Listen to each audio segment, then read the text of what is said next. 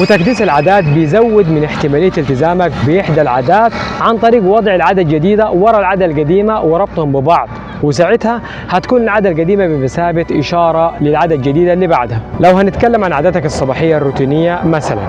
بعد ما تصحى من النوم هرتب سريري، وبعد ما ارتب سريري هدخل الحمام، وبعد ما ادخل الحمام هلبس هدوم الشغل، وبعد ما البس هدوم الشغل هشرب فنجان القهوة او الشاي، وبعد ما اشرب فنجان القهوة او الشاي هتأمل لمدة دقيقة، وبعد ما اتأمل لمدة دقيقة هكتب قائمة المهام لليوم الجديد، وبعد كتابة مهام اليوم الجديد هبدأ في ممارسة أول المهام اللي وضعتها لنفسي. وتكديس العادات في سلسلة متتابعة بيتيح ليك خلق مجموعة من القواعد البسيطة اللي هترشد سلوكك المستقبلي، ويبان معك الأمر كأنه عندك على الدوام وبشكل مستمر خطة عمل بتحدد الفعل التالي.